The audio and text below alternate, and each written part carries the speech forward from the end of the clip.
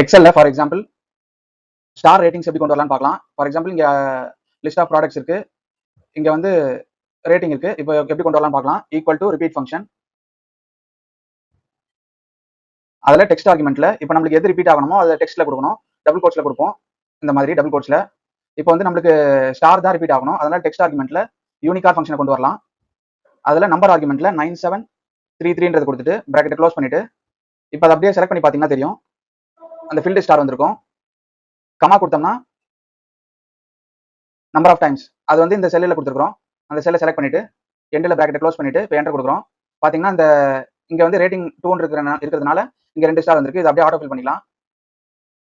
இப்போ for example இங்க வந்து இப்போ 3 கொடுக்குறேன்னா அதுக்கேற்ற மாதிரி சேஞ்ச் ஆகும், 3 ஸ்டார் வரும். இப்போ ஃபார் எக்ஸாம்பிள் இங்க நம்மளுக்கு வந்து இன்னொரு அன்ஃபில்டு ஸ்டார் வேணும், அதனால ஒரு ஸ்பேஸ் கொடுத்து கன்காட்டினேட் பண்றோம். இன்னொரு ரிப்பீட் ஃபங்க்ஷன் கொண்டு வரோம். அதுல டெக்ஸ்ட் ஆர்குமெண்ட்ல யூனிகார் ஃபங்க்ஷனை கொண்டு வரோம்.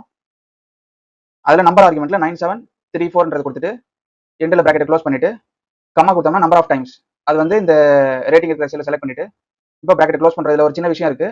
இதுல வந்து டோட்டல் நம்பர் ஆஃப் ரேட்டிங்ஸ் வந்து 5, அதனால 5 மைனஸ் கொடுத்தீங்கன்னா -G2 அப்படி கொடுத்துட்டு இப்போ என்டர் கொடுக்குறோம். பாத்தீங்கன்னா இந்த 2 ஸ்டார் தான் ஃபில் ஆயிருக்கு, 3 ஸ்டார் அன்ஃபில்டு ஸ்டார் வந்திருக்கு. இப்போ இதை அப்படியே ஆட்டோ ஃபில் பண்ணிக்கலாம். ஃபார் எக்ஸாம்பிள் இங்க வந்து இப்போ 5 என்ன கொடுக்குறோம்னா 5 ஃபீல்டு ஸ்டார் வரும். இப்போ ஃபார் எக்ஸாம்பிள் இப்போ 1 தான் இங்க கொடுக்குறோம்னா 1 ஃபீல்டு ஸ்டார் வரும். அதுக்கேற்ற மாதிரி டைனமிக்கா ஒர்க் ஆகும். இந்த மாதிரி நம்ம ஸ்டார் ரேட்டிங்ஸ் கொண்டு வந்துக்கலாம். வேணா கலரும் சேஞ்ச் பண்ணிக்கலாம்.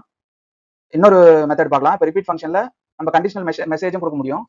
Conditional message equal to repeat function, அதுல வந்து டெக்ஸ்ட் ஆர்குமெண்ட்ல இப்போ வந்து லோன்றதை கொடுக்குறோம், என்ன வேணாலும் கொடுக்கலாம். டெக்ஸ்ட்ல கம்மா கொடுத்தோம்னா நம்பர் ஆஃப் டைம்ஸ் அதுல வந்து இந்த செல் 1000 இருக்கிற அந்த செல்லு லெஸ் தேன் 5000 கொடுத்துட்டு இப்போ எண்டில் பிராக்கெட் க்ளோஸ் பண்றோம். அந்த 1000 இருக்கிற செல்ல வந்து 1000க்கு பிலோல இருந்துச்சுன்னா லோன் வரணும்னு கொடுத்துருக்கோம். இப்போ என்டர் கொடுக்குறோம். எதுவுமே வரல, ஏன்னா வந்து அங்க 1000 இருக்கு. இப்போ இதை அப்படியே ஆட்டோ ஃபில் பண்றோம். கவனிச்சு பாத்தீங்கன்னா ஒரு லோ வந்திருக்கு, ஏன்னா இங்க வந்து 300 இருக்கு, 1000 பிலோல இருக்கு. ஃபார் எக்ஸாம்பிள் இங்க வந்து 1000 பதிலாக இப்போ 500 கொடுக்குறோம்னா கொடுத்து என்டர் கொடுக்குறோம், லோன் வரும். இந்த மாதிரி நம்ம கண்டிஷனல் மெசேஜும் ரிப்பீட் ஃபங்க்ஷன்ல கொடுத்துக்க முடியும்.